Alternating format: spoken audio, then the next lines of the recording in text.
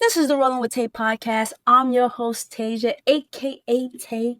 And on today's episode, my guest is Melissa Ann Skeet, aka Skeet Fighter on Instagram. Make sure you go check her out and follow her. She's an ultra trail skater who raises awareness for missing and murdered Indigenous people, as well as promotes health, wellness, and healing through her skating.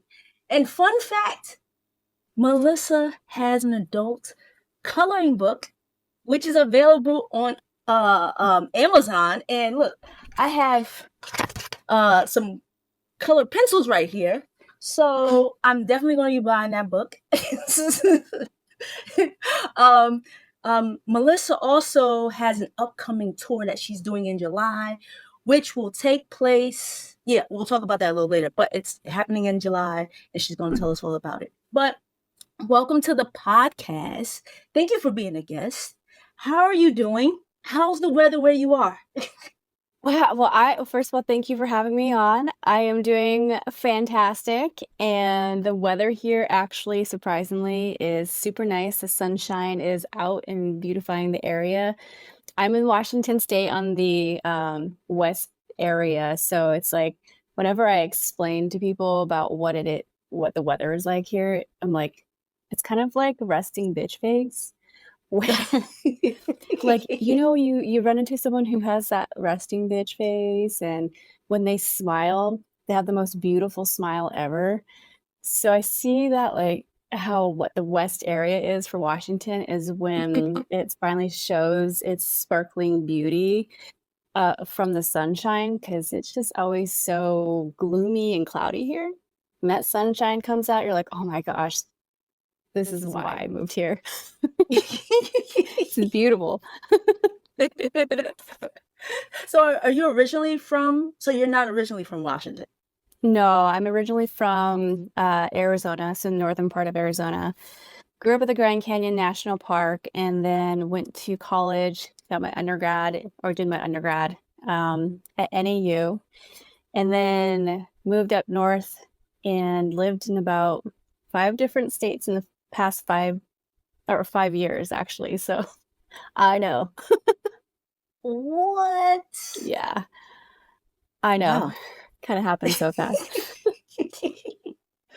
Okay, so before we get into the tour and the causes, let's talk a little bit more about your background and how Melissa became the skeet fighter. Like, how did we get here? How did it begin? Yeah, so it started from roller derby, but how I started out in roller derby was, so I'm in a profession of victim assistance, so I help victims of crime. So I've been doing it for over a decade. And I was a victim advocate. I called myself then a baby victim advocate because I thought I knew everything and I'm still learning. And I ran into this attorney, and she was like became my best friend at the time, and she always came into court, of course, wearing her business suit, and then she would have different color, like multicolored hair, and not, it was always in the corner, underneath the ear, like the earlobe. So she would have different colors, and then her fingernails would be different colors. I'm like, what does this lady do outside of work? So we worked on a couple cases together, and I asked her, I was like, hey, so what is it that you do, outside of your job? She's like, oh, I play roller derby. I'm like, whoa. So I didn't really know much about roller derby, but at that time, and then she told me, why don't you come to one of our bouts, aka games? So I said, okay. Went to one of the games, and I was just thrown back how amazing these individuals are and how strong I saw them. And I remember when she came up to me to give me a hug after the game, and I was like, dude, you're a freaking badass. You're such a badass. And she looked like she had a suit of armor on. And she kept trying to get me to compete and to actually try out for the league, the team. So I was like, no, I screwed up I'd had so many injuries back in the day because I played, a variety of different sports. And she's like, just do it. And like, so I did tryout. That's how I got into roller derby, and that's how I adopted the name Skeet Fighter, and it just stuck. And I use it, of course, for my platform and for my mission. So after that, it was an unexpected journey of what I would run into during this time, that I was a victim of domestic violence and almost lost my life in the hands of the abuser. And so that was a very, very dark time. And I feel like anybody who goes through a dark time always has a specific type of healing journey. So my unexpected healing journey was roller skating. And it was roller derby during that time, when I was competing. It was the family dynamics within this team that brought me back to life, that gave me so much energy that I lost. And they brought back that strength that abuser took from me. And that's where I felt more empowered, and I wanted to continue moving forward with skating. So I got into trail skating because I love being out in the outdoors. I would take my husky out for long hikes when she was a puppy. And I thought to myself, I love just jamming out to my music, getting on my skates, and just being out with the outdoors, with mountains, sunshine, trees, everything. And that started to really take a positive impact on my spirit and, my well-being and my body, my mind, everything. And that's when I started to embark on this intense skate of roller skating 192 miles across the Navajo Nation back in 2021. And we did this within 7 days, about 6 to 7 days. Took a day off because we needed it. And that was to raise awareness for missing and murdered Indigenous persons. And that caught attention globally. I didn't think it would. And a documentary was created out of it. So anybody who's watching this can definitely check it out on YouTube. Yeah.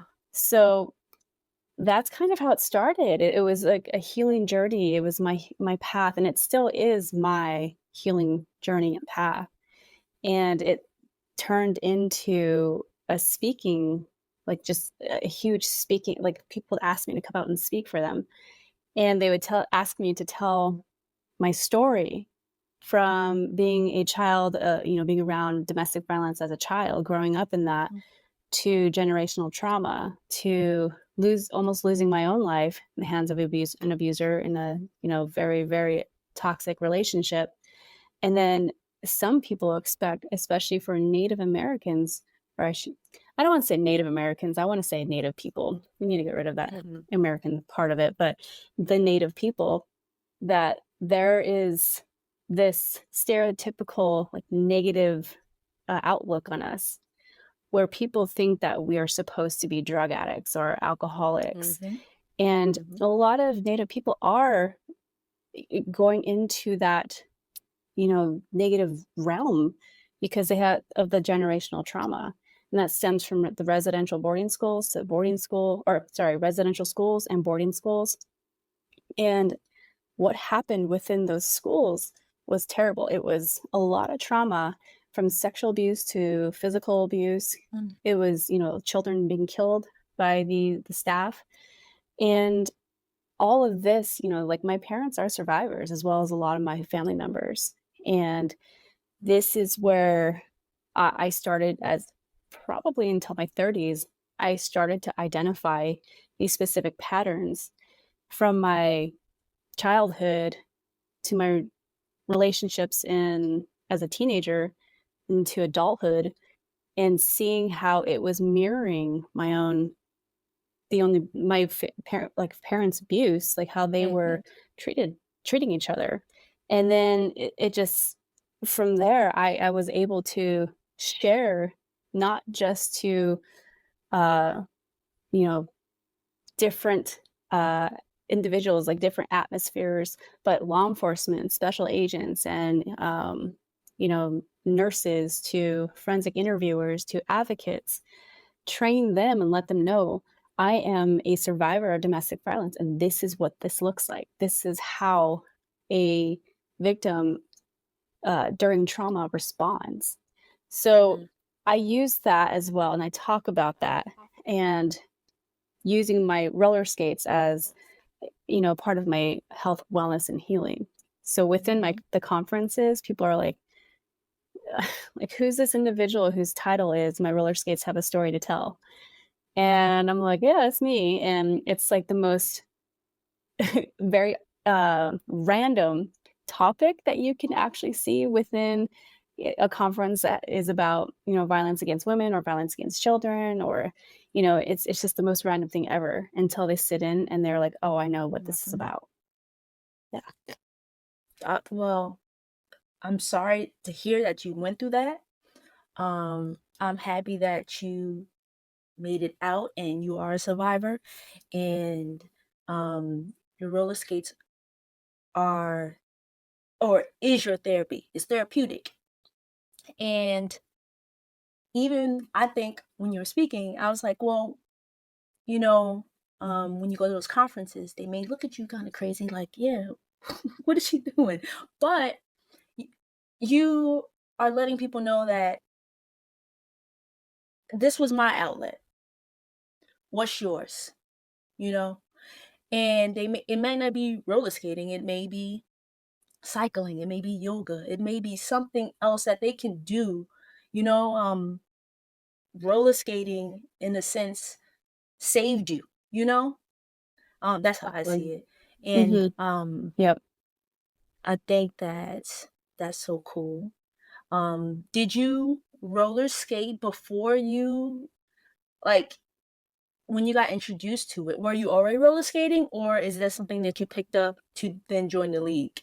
Well, it's funny because yeah, I'm sure, like, it's funny, I tell people this all the time that I first started, I guess you can say, skating through inline skating. I used to inline skate, yeah, a lot as a kid, and it was literally what I did every single day. It was one of those, "Mom, I wanna go outside and play." It was, "Mom, I wanna go outside and skate." And I would inline skate, rollerblade with one of my Mhm. friends, and we would go when I think about it now, I'm just kind of like, "How the heck did I just go down these, like, intense steep hills like it was nothing?" I mean, I still have scars where I literally ate shit Like, yeah. and going down this really steep hill, and that's just where it started, the thrill of it. And I before roller skating, I never thought there was an actual, uh, sport where roller derby, existed basically. And Mhm. then when I got into roller skating, I always heard before getting into roller skating that it's hard to do. It's hard to learn, and it's a lot harder than inline skates. And I thought to Really? myself like, "Hmm, I don't want to do it, but I'm going to try it. I don't know what I'm doing, but I'm just going to do it." And I remember, I kid you not, the first time that I got on roller skates was I was actually at one of the or high altitude roller derbies practice. So that was the team that I joined and who I still call my family till this day. And I remember they were practicing and I was on the side learning how to roll, just roll back and forth and do like little crazy eights. And I kept falling and I wish someone had recorded me during that time, but this was, like, back in 2015 when it's like, "Hey, Yep. let's start recording people," you know? Mhm. And I remember, like, from there on out, I figured that roller skating was gonna be a part of my life. I just kinda dawned on me at that moment, but I was like, "I don't know how, but I know that this is gonna be a part of me." I don't know. Yeah. Yeah. Do you still inline skate? Um, I haven't done it, like, not since 2018. I went inline skating back, when I lived in around the Grand Tetons in, Grand Teton National Park in Wyoming, and I used to go and take my husky out, and we would go, and I remember I used to just skate along the road, and I remember I ate shit so bad one time, and considering inlines are a lot faster than roller skates, and a lot of the inline skaters on social media always tell me this, and I remember just eating shit so bad, and I hit the front part of my helmet, and it like skid pretty far for a while on the road. And my dog, Mika, just comes over to me and starts licking my face, and I get up and I'm just dying laughing because in roller derby, I'm used to dying laughing whenever you fall over, right? And people, these tourists were just going by, they would stop and then they would get out and say, or freaking out, like, "Are you okay?" I'm like, I'm just laughing. I'm like, "I'm fine. Why are you out of your car? I'm good." Like, don't freak out. I'm fine. So I had some pretty gnarly scratches and bruises after that one. I'm like, oh, that was great. Man, I don't know if you can see, but behind me, I I have some did. roller skates. Yes, they're And then I beautiful. also have some inline skates things. I've only worn those roller skates like twice. I'm not gonna lie. I bought them a couple years ago. I was like, oh, I'm gonna get back Nice. into like roller skating. But inline skates, on the other hand, Love it. that's my jam right there. Yes. You got So some nice ones too, those wheels. thank you. But you know what? I'm gonna go out there, you know. Mhm. Just speaking of you, I'm gonna go out there and dust these off and give them a If spin. just skating in place, you know? Yeah, because for me, Right. I try to do the skating in place, and it drives me nuts. I don't know if it's just a part of my ADHD or something like that, where I'm like, "Oh my gosh, I can't just stand in one place and just do like the same thing over and over again. I gotta go out and, see the trees. I gotta go see, Yeah. like different people hanging around or something, It's like I need a different scenery in skating, like skating in a certain distance and Yeah. getting a workout in. That's Yeah. yeah, that's how I feel too. I Mhm. like, let's go. Let's go places. Let's see things. I like to explore. So whether Yep. it's on my bike, just walking, skates, let's go. Yep. You know. So maybe I'll take these out to take them outside, and maybe I'll take them to a roller skating rink and see, but Heck yeah, it's the man. inline skates for me. It's the inline skates for me. Yes. Do it up, man. So you mentioned, okay, that you've done like 100-mile skates plus 100-mile plus skate tours, right? Do you call them tours? I guess. This is the first tour that I've actually called a tour, Oh, so which is this is this July. okay. This is the Yeah. first one. Mhm. Okay, so this is the first. But prior to that, you've done other long distance or ultra skates. Mhm. What were those like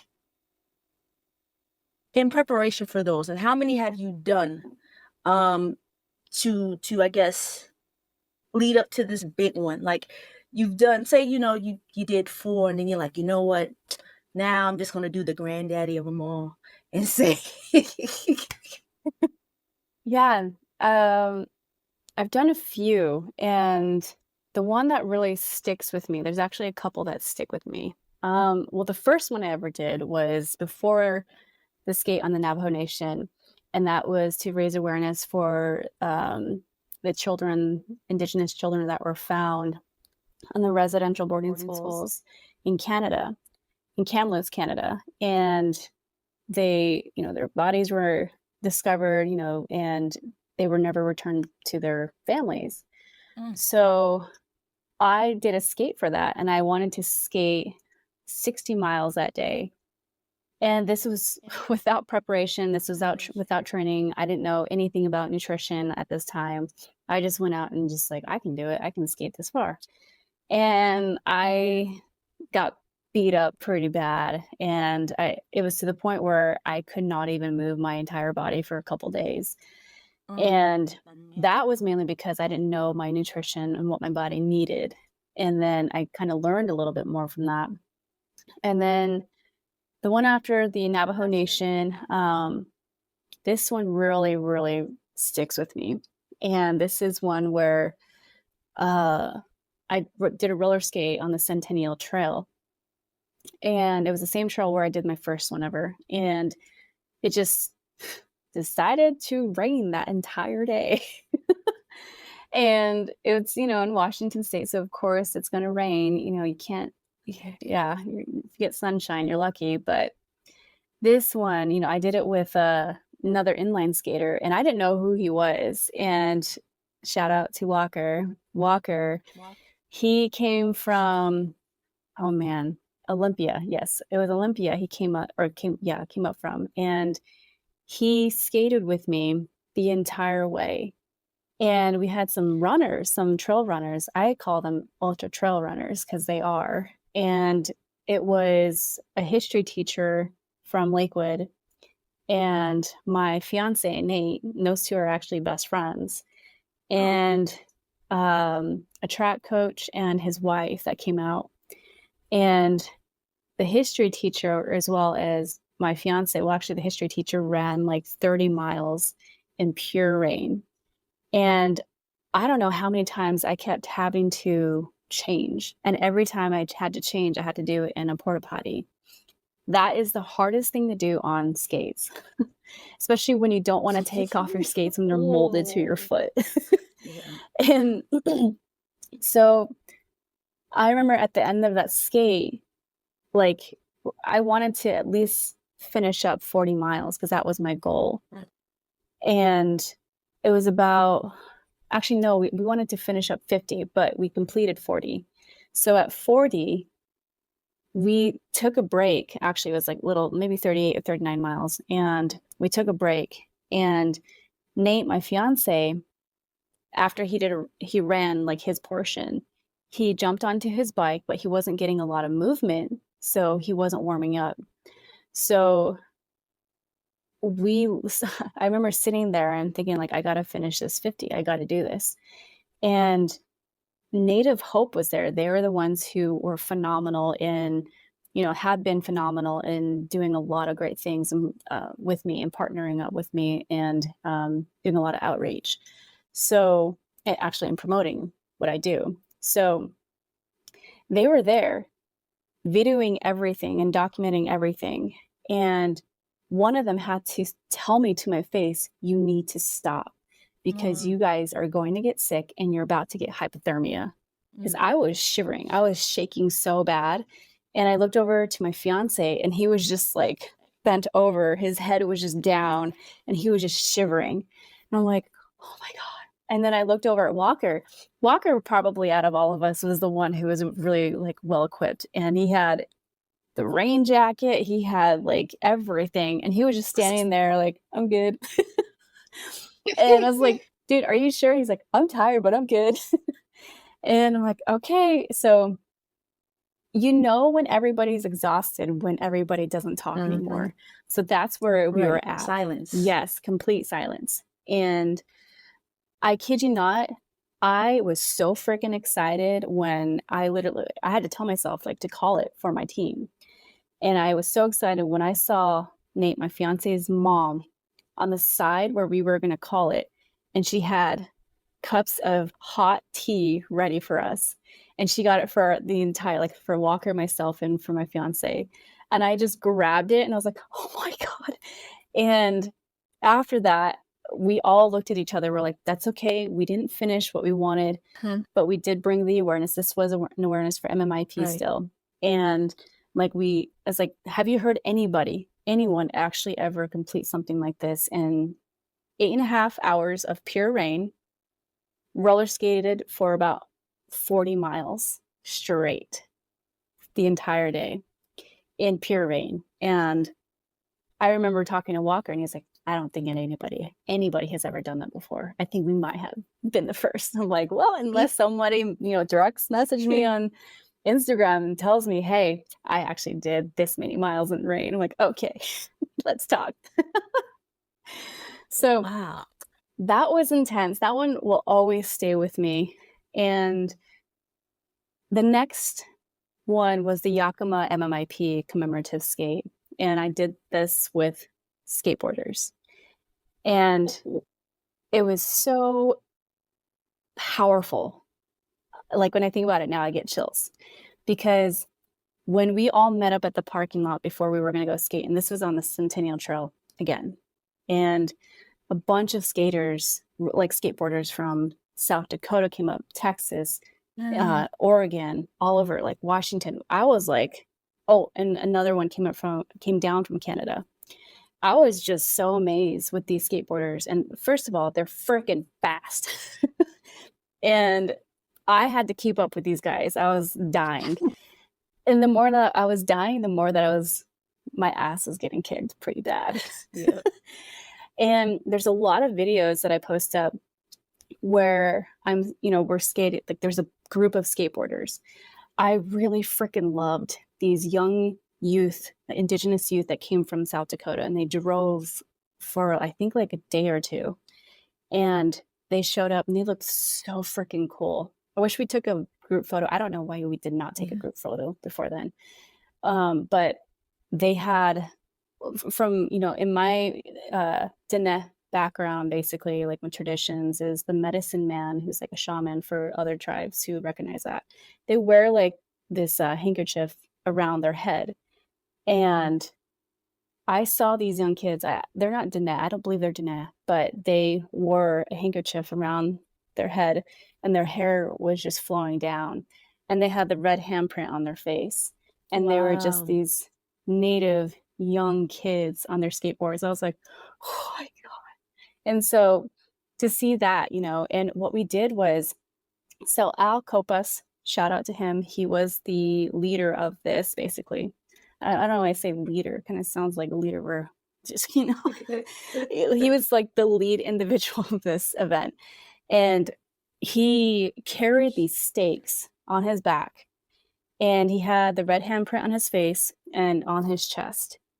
And every single mile we would hammer in a stake, and on that stake it had a flag on it, and it had the name of a victim where they were murdered or either missing or both. And we would do a prayer and offer tobacco. So every single mile we did this, and I only reached about like 34 before I like tapped out. This day was really hard, and I'm going to get down and dirty a little bit about this because I want to also bring, forward the wellness of it for women who, go through their menstrual cycle. It's a real thing. When during that day, it just landed on that day. It was just, yeah, just so happened. sorry. And I was like, oh man, I was hoping you would come until the weekend, but okay, let's do this. Right. And nope. And after that, like I started to feel it. My mind was like, you can keep going. You can keep going. My body's like, no, you're not, you're done. And my body was just cramping up so bad. I had this crazy migraine to the point where after the skate, my fiance almost admitted me into the emergency department because of how bad the migraine was. And, I'm going to say it's a lot of this, I'm 36 and going through a perimenopause. And it's one thing I was able to talk about, openly on my social media page. And I didn't know that there was going to be a huge response to it, but many women across the entire world were messaging me and commenting about, hey, thank you for talking about this, because no one really talks about this. And it's a real thing. Like, we don't get, people basically tell us to suck it up. I'm like, I know. Right. I feel like, and we have that mentality too, where we're like, we have to suck it up. And that's what I was telling myself on that skate that day, until my fiance is like, you gotta stop, stop it. And so that one was a very powerful one. And I was so thankful to do it with skateboarders, because I feel like the skating world gets a bad rap and is overlooked easily. And I feel the skating community, the skating world coming about and just coming together to bring something like this, an awareness to something like this of MMIP, something that continues to be silenced. And it's just so powerful. I freaking love that one. Yeah. Yeah, as you were describing it, you said you were getting chills. I was getting chills. I was like, oh gosh, I could just picture it. Yeah. So, wow. Dang. Yeah. definitely some skates that I'll never forget. And Yeah. when people do tell me, or I can say, the responses that I'm getting and of roller skating across the nation is not what I expect. And I just don't think people understand what you're putting your body through and Right. what you are trying to do and to bring your mission and message forward about this. And people ask like, what, how is this supposed to bring awareness? And I'm like, okay, well, first of all, health, wellness, and healing. This is my way, my healing journey, but I also want to inspire others. Um, like mine was roller skating. And again, my roller skates have a story to tell, and that is they saved my life. Mm-hmm. And I want to bring that forward, whatever it is, like you mentioned, whatever it is that people have to help them out with their own healing journey or to start it, you know? And I feel like people don't, they kind of see this as something that is not taken seriously of, oh, you're Mm-hmm. doing it through with roller skates, again, that's kind of going back to like, it's kind of overlooked. People don't really see it as like a sport. And I want to change that. That is my Mm-hmm. goal, is to change that, especially with roller derby as well. And I feel like inline skates, yeah, they such a phenomenal sport to where they now have speed skating in the Olympics. I'm Yep. like, all right, let's get some roller skating in there. What about that? And I want to just change that whole world of skating and to say, yeah, here is a Danette Navajo woman coming in, and she's going to roller skate across the country to make sure that this message is getting out there about roller skating and of an ongoing epidemic of MMIP. That is great. I think people, and I agree with you about, people not taking roller skating seriously, inline skating. I think they think it's childish, you know? Yep. Um, but it's not. A Hmm. lot of people, I last year I participated in the BMW, the Berlin Marathon, BMW inline skate marathon, and thousands of skaters were there. And I'm like, wow. And every time I told somebody I was going out there for that, they was like, they have that? That's a thing? I'm here in New York, and we have the New York Inline Skating Marathon. I went to Duluth for the North Shore Inline Skate Marathon. Like, it's here. Like, You're there? it's I was there 2 years ago. Oh, okay. I'm gonna be there this year. Are you gonna be there? Oh, I no. I think I'm gonna do, I think that's the same. Is it the same weekend as the New York City one? I don't know. Maybe. I know there's a lot going on that time. Hmm. Yeah, I'm going to Florida though. I'm going to do the Florida Inline Skate I Marathon. want to do that one. Yes. Yeah, yeah. So it's, like you said, I think people think it's kind of childish, Hmm. but it's not. And I do it. I do that. I cycle. Um, and these activities are my therapy. They're part of my wellness.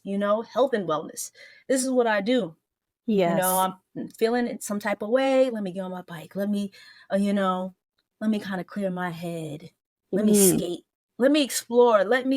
I don't feel as down as I was before I got on my skates. I'm feeling pretty good now. I can, man. Love that you know, feeling. so, so I totally understand that. And it's great what you're doing through roller skating. Like, you're bringing awareness. And to me, like, if I was to see you, I'm like, what are you doing? Like, what were you doing? And then you would tell me about your calls, and then I'm like, what? That's crazy. That's crazy in a good way. Yeah. That's crazy. And how can I be a part of this? How can I support? And all this. And you're right. People don't. It's very taxing, right? Hmm. Very taxing on your body when you're skating that long for so long. Like, you're not even properly resting. So, okay, so July, the Great Skate Tour. Yes. Hmm. How many Washington State to Washington D.C.? I know. How many how many miles is that? How long do you think that's going to take you? And are you going to camp? Are you going to stay with family and friends? Are you going to stay in a hotel? Are you going to have like a SAG vehicle with you? I have so many questions. Oh, no, they're great questions for sure. And um, so yes, the Great Skate Tour is, we're starting and going to start, I believe it's going to be, well, we're actually looking in mid-July. So my fiance's birthday is on the 12th on a Friday, and I want to make sure that we have us time before it gets all Yeah. crazy. And so we want to start the week of the 15th of July. And that weekend, actually, first, we back up. The first week we'll be starting at the Centennial Trail here in Washington State. And then going for probably that entire week, and then making our way down towards Ellensburg. I'm still learning the areas in Washington, so no Washingtonians yell at me.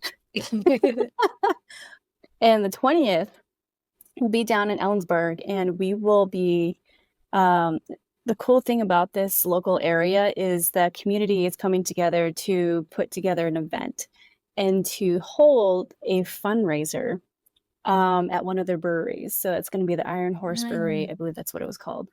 And then before that, they're going to try to put like a parade-like event together. And then afterwards, we're going to skate about 30-ish miles on one of the roads nearby. So then we're going to make our way up to Colville because Colville Reservation, they're amazing. I've done a speaking event with them just last year, and since then we've just become family. And so I asked them if we can do something cool or fun, bring the youth out and do a skating event. And then making our way to Idaho and skating around like the Coeur d'Alene area and moving our way down. Actually, we want to go towards Montana because I want to make sure, because Montana is and has cases there that I have been following for a long time. And that is one of the areas where a lot of missing and murdered Indigenous women cases are, like a lot of them are. And I want to go around that area in Montana. And it's actually where Lily Gladstone is from. And make our way down to Wyoming and skate at the Grand Teton National Park, which is where I started trail skating and fell in love with it. So that's going to be a special place. And we want to go down towards Colorado because we've been getting so much like individuals from Colorado asking us to come there and skate. So I was like, okay, let's do it. And then moving our way kind of up towards South Dakota, South Dakota area, and then up towards kind of making sure that we hit Duluth, Minnesota around September to be there in time for for the North Shore Inline Skate Fest. And then just continuing on until we get to DC. So it is pretty nerve-wracking. What's kind of nerve-wracking for us is the fact of this is going to be a 2 to 3 month skate. And I need to make sure that, of course, I take care of myself. I will be taking breaks on the time that I am going to be on my menstrual cycle. So it has to be done. And then the financial assistance, because it's really hard to do it. And I feel like a lot of people have come at me saying, like, you're asking for way too much. You're asking for too much. And I'm like, no, this is literally how much, this is out of our own pocket. And we are asking for help from anyone and everyone around the entire world to just pitch in even $1. And the thing about this too is about 25. Sorry, my Melanie is crying in the background. He's being so needy today because my fiance's gone for the weekend. So about 50% to about 70% of the proceeds will be going to an Indigenous nonprofit organization. And the rest is going to be going to us. So we're only taking a small percentage of those donations and using it for our personal needs, because our dogs will be coming with us. And I've had people like say, why are they coming with you? I'm like, well, because they're our children. Yeah. Like, can you just board them? I'm like, oh, hell no. And they're a part of our journey. They were on the documentary that I was in, a couple of years ago. Food, we need supplies, we need water, dog food for our dogs as well. So it has been nonstop trying to get in touch with different organizations and businesses to make sure that, okay, hey, like, can we get a little bit of assistance on this? Of course, there's those rejections or ghosting, stuff like that.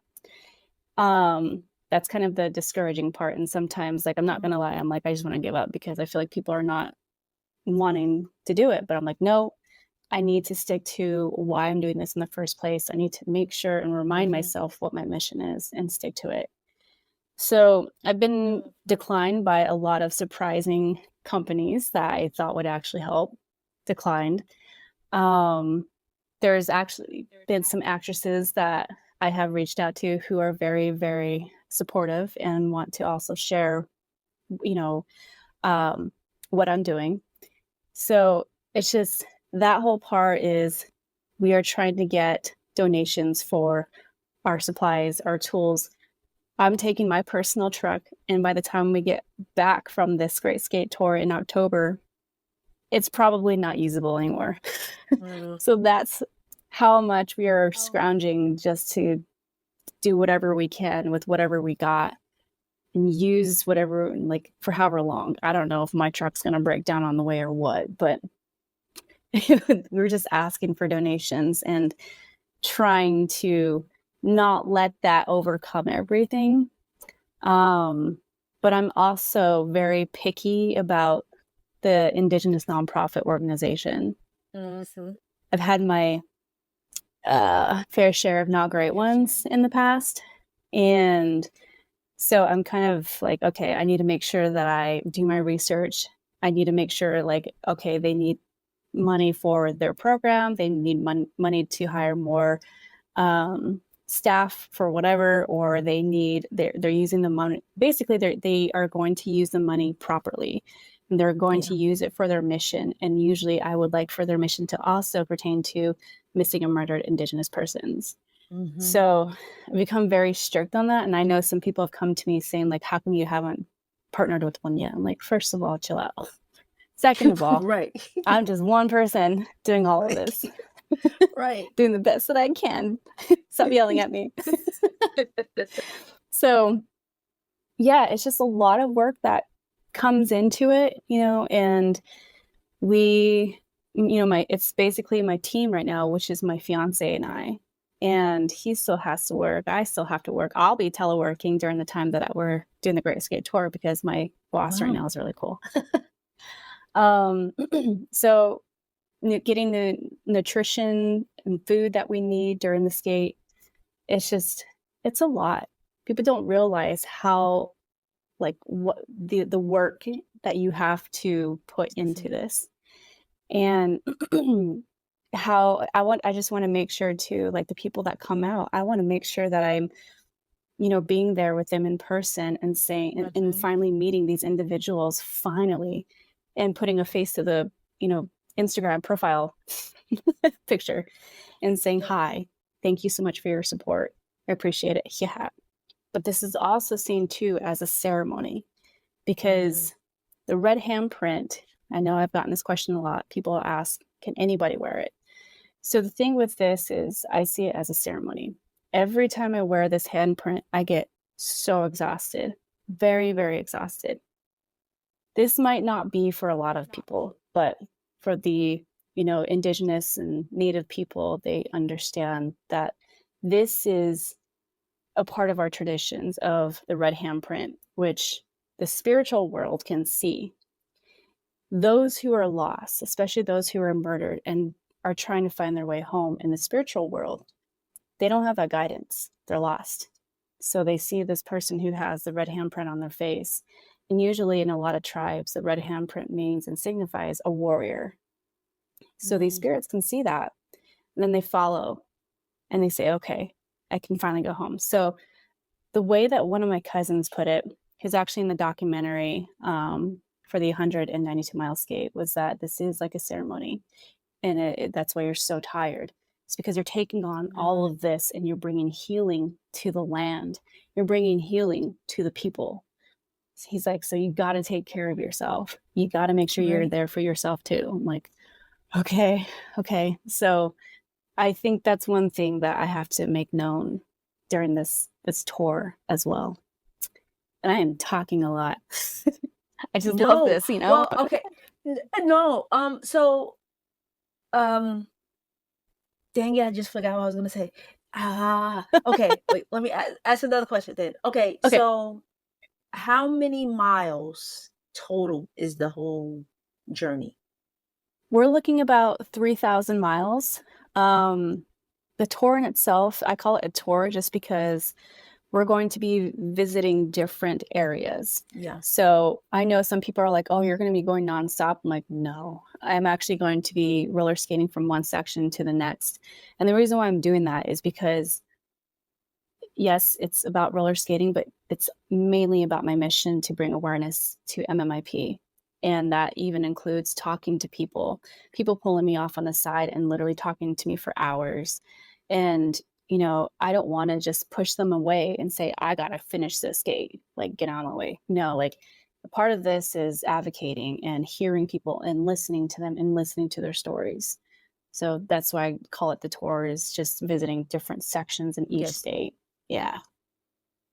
And will you be staying in those areas like overnight during the tour? Yeah. So our plan is to basically camp. It'd be so much easier if we had an RV, but it is what it is. Yeah, so we'll be camping anywhere that we can find a little spot for us, our little family. And some people have asked to host us, which has been great.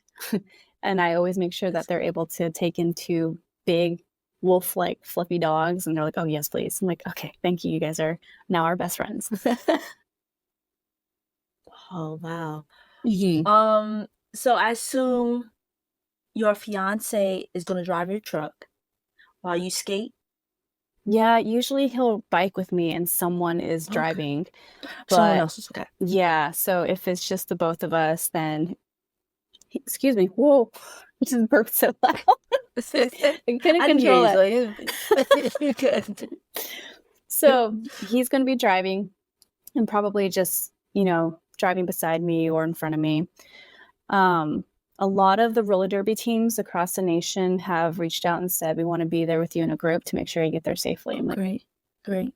I freaking love the roller derby community. Oh my gosh. Yeah. Great. So they're family. This was the question I was going to ask you. Are you going to document this? Yeah, so we haven't had any individuals like Brute. So Brute was a film crew that came out from New York for 119-mile skate. We haven't had anybody asked to document the entire thing, because who wants to document for like 2 to 3 months straight, right? So we literally, right, we are just documenting right now with our phones and with my Nikon camera. And I'm literally just been documenting since last year, trying to as much as possible. And I'm literally putting in like the struggles and everything that I'm going through, because I want to be real about this. I want to be real. I don't want to just be like, oh, I'm some skater just gonna, do this intense thing and I'm gonna make it look like it's easy. I'm like, no, Right. I need to be real. Yeah. So no, Yeah, I don't have one yet. Yeah, I've I wish I seen some of did. your videos on Instagram, and it's like the real, you preparing, it's like, Thank you. wow. It's gonna be challenging, but it's gonna be so rewarding because what you're Yeah. doing, Yeah. I agree. Thank you. and welcome. Hopefully someone out there will reach out and say, hey, we want to document this whole thing for you. And we want to Okay. give you a little bit of money. We got to speak it into existence, right? Oh, Come that'd be on great. now. There's a lot of companies out here, Mhm. That would be phenomenal. I've been asking around and just I'm getting used to the rejection button. Yeah. Yeah. Listen, but I've donated. I'm gonna donate some more. Thank you. And you're welcome. And because when I saw it immediately, and I reposted on my page, I was like, oh man, we donate. Because I know the, I know what you're doing it for, You. and it's, I just think we should bring awareness to it. Mhm. And um I don't, I don't hear much about indigenous people, right? When people go missing, Mhm. you know who it usually is that's broadcast on television. Right. Um, and You don't I hear it a know other lot. people go missing. Right? And I know a lot of people it's go. it's it was a stir up too where, Gabby Petito, she went missing and that Right. became global Yeah. news. But the thing with me is, I have a long history of, working in victim assistance. I would Mhm. never wish anything like that to No. happen on anyone of what happened to her. When But the thing is, mhm. who her parents knew, the right contacts that they had. But still, it comes down to race on this one. And we have a lot of cases, a lot of cold cases right now of missing and murdered Indigenous Mm. persons from elders, men, of course, women and children, Two Spirit, LGBTQ, and there there's no focus on them. There's no talk about them. And I kid you not, I was just looking at my documentary that I was, talking about, and there's not a lot of views on it. And then I looked at another case that this film crew did about a victim who was sexually assaulted. There's not a lot of views on it, and she's a Latina woman. And I'm Mhm. thinking like, okay, let me see the ones that are getting viewed a little bit more, and it's stuff that like J Lo or Taylor Swift or something. I'm like, come on, like we are not giving attention to what needs to be focused on or to be talked Mhm. about. And I feel like, of course, since the first colonizer came and stepped foot onto this land, it just a lot of shit happened. And then it's like a ripple effect throughout the entire biblical time, right? To put it, you know, to say the least, that it's so hard to see it still happening within, systemic genocide or just how it's seen within the national policymakers. It's being ignored by the media and Yeah. even in the criminal justice system. Washington State, I have to say, is doing pretty good about making sure that, they have an MMIWP task force and then adding on to that. Mhm. There's other states like New Mexico who have their task force as well. And there's other states that are kind of catching on. And it's just it's hard to see these cases continuously being ignored and not talked about. And I'm like, okay, well, that's kind of why I wanted to do the Great Skate Tour, was because all of these cases, even with what happened with Cole Brings Plenty, this recent case. And if nobody knows about what happened to Cole Brings Plenty, please Google, because it's a really, really messed up case. And he lost his life, and they're they're ruling it as no foul play on this case. But the thing is, he was found in the woods where his sister was found as well. His sister was killed 6 months ago, and then now he was murdered.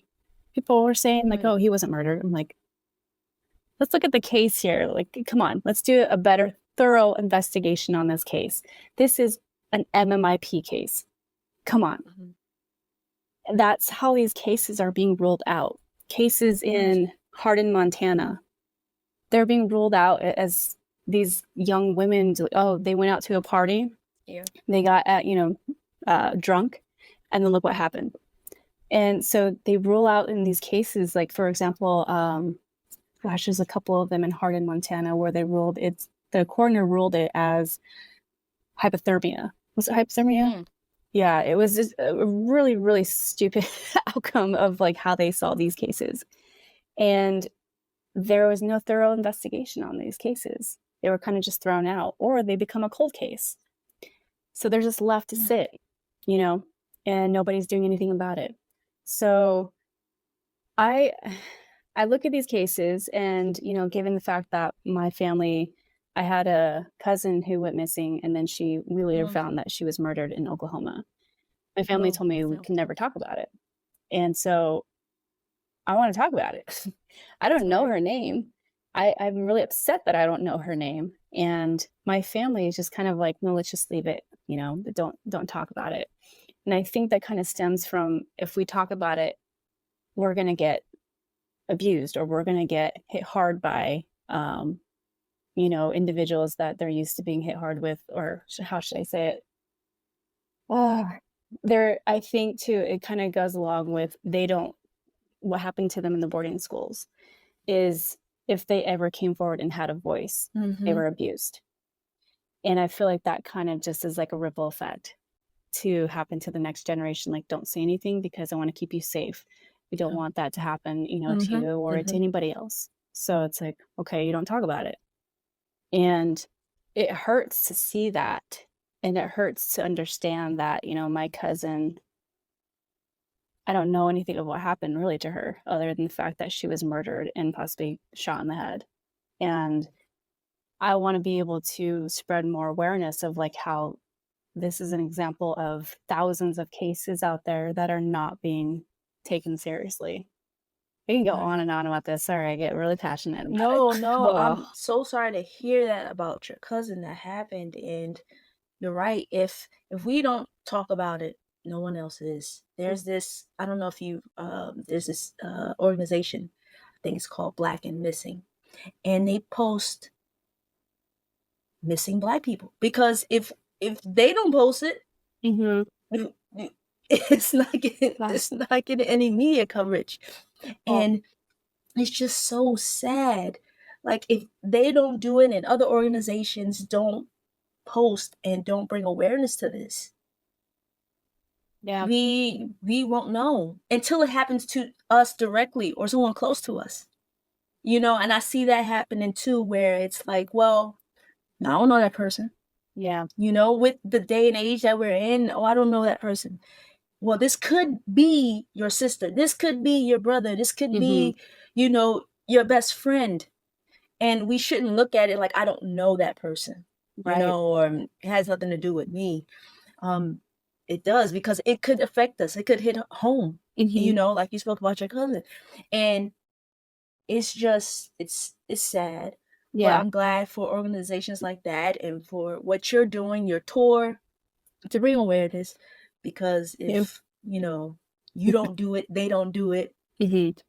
Yeah. it's just gonna, you know. I'm like, okay, well, I'll just be that cray cray person that's gonna roller skate across the entire nation to speak up about it. Right. What's Listen. it gonna take? What's it It, gonna listen. take? Yeah. Listen. Wow. Maybe I'll try to come to DC because like I said, I'm Yes. in New York. So maybe Mhm. I'll try. I'll keep track of where you are. Like, okay, Yes. all right. They're gonna be in DC and Yeah. this time And in I do have October. So I set it or just recently set up a private message group, um, for those who wanna be kept up to date with the exact location where we'll okay. be at, just for safety purposes, because Yes. let's be honest, this topic is not very fond of across certain areas in the US. And I definitely wanna keep my team safe, the people who are coming out safe. So I definitely just wanna share it with those individuals in the private group. So yeah, let me know, and I am happy to send you the information. All right. All right. That's what's up. Before we wrap up, are there any parting words? How can people find you and support you? All that jazz. Yeah. I You guys definitely I know a lot of people have social media. If you don't, then wow, you're great and amazing. You can find me On Instagram, it's at Skeet_fighter. You can find me on Facebook. It's just Skeet Fighter. And TikTok, which is at Skeet_fighter.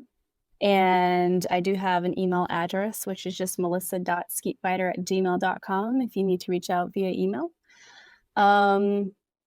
There is a donation link, which is through the GoFundMe link. You can find that on all of my social media platforms in the bio section. So if anybody has any questions, please let me know. And I'm really happy to either partner up or if you want to skate with us, either skateboarding, roller skating, inline skating, walking, running, anything to get you out in the outdoors and to just have a great conversation while we're skating or rolling on the nice hot pavement. And yes, I have heard people say, you're doing this in the middle of the summer. You are so crazy. I'm like, so, I don't know. I do, I guess. Bring that sunscreen. Thank you, right? This is tough. Oh, yeah, and hydrate. Mhm. Make sure you Bring that nutrition. Electrolytes, that's my jam. Exactly. I will be following along. Thank you. Awesome. Instagram. I'll be looking. I'm like, oh, where are they now? Oh, sucks. Look at this. Great. Oh, man. I can't wait. I'm nervous, I'm excited, and I'm anxious and scared all at once. So Right. It's great feelings. I can imagine that. Yes. But you'll be fine. You'll be good. Yeah. But thank you again for being a guest. I really appreciate it. Like I said, you, I Tay. will be donating. Welcome. I'll be donating again, and I'm getting that coloring book. Yes, thank you. I'm going to order that coloring book. Yes. Like, all right. The inspiration for the coloring book, what was it? Oh, man. People gave me so much shit for this when they I used to work with some special agents, and they used to be like, what the heck, man? Why did you call it roller skate and tea? I'm like, because I love tea, and people like coffee, like drinkers are such haters against tea drinkers. And they're like, oh, so you're being spiteful, huh? I'm like, what? No, I just want to, I just love the fact of I drink tea. So this is my tea cup, and this is Husky Mom, and I love jasmine green tea. I kid you not, I've tried drinking coffee, and to me, it just tastes like dirt water. It's just, yeah, I can't. If you see me drinking coffee, it's because I am so desperate. Either one, I am out of tea. Two, I just need some sort of like major caffeine to just pick me up because I am just about to fall over and pass out because I'm so exhausted. So I wanted to create something that was very, very kind of me, but also maybe resonates or kind of like, I don't know, some people might actually gravitate towards and be like, yeah, that's me too. And it's very quirky. And that's just my personality. I'm very quirky and weird at times. And I don't care what anyone says. I am that person. Right. And Exactly. yes. And I just made this roller skate in tea volume 1 coloring book. Proceeds from that help us out with the Great Skate Tour. Also, I will be posting videos on my now new YouTube channel of the Great Skate Tour, and it's kind of going to be about, I guess, my own documentary of my fiance and I of what we're going through as a team, but just everything that everybody would want to know about what goes into creating and doing something like this. So follow along. It's again at Skeet Fighter. All right, I'm gonna subscribe. Yes, I'm subscribing right after this. Subscribe. Yay! Well, thank you again for being a guest, and I really appreciate it. Best of luck and all the good vibes on the tour, and hopefully I'll get a chance to see you in October when you make it to DC. Awesome. Yeah, and thank you. Good luck at the North Shore Inline Skate Marathon. Thanks. I'm excited. And you've done it before? I have, yeah, last year, and I definitely know a lot of the inline skaters are no joke on this one, so I'm like, maybe I can try really hardcore this time and actually try to beat some of them. We'll You see. got it. You can. You can. I Yeah. believe in you. I believe in you. Thanks. This is the Rolling with Tay podcast. I'm your host, Tasia, aka Tay. Thanks for listening and watching. And don't forget to like, comment, and subscribe. Peace.